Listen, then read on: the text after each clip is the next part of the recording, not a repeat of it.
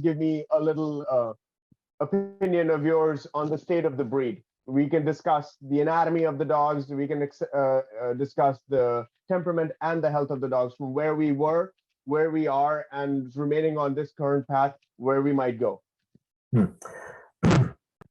Also a very wide field, of course. When I go back in memory, at the beginning of the 80s, we had no splitting in working line or show line. This started in the 80s, I would say. And I guess this is one severe milestone regarding the breed, in my opinion, because the division of the population, which everybody denies that it's one breed, but it's definitely two populations at least that we have,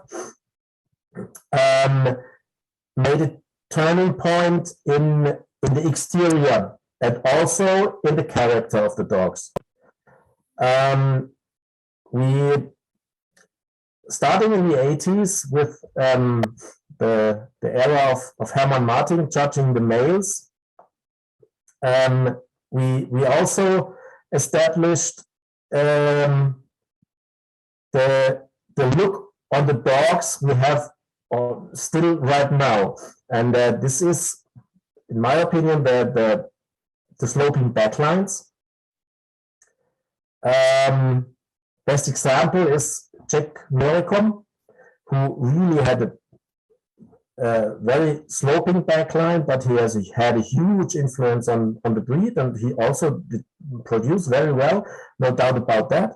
But if you reflect the current situation we are in, and the discussion we have about the standing of the breed in the public opinion, and probably these decisions to promote that type of dog had an influence on that, because these dogs are in almost every gene, every pedigree far behind, but they are there.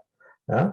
So these two things made a huge effort on the anatomy of the dogs. Working line dogs developed towards lower withers, and not every breeder in the working line paid attention to the anatomical standard.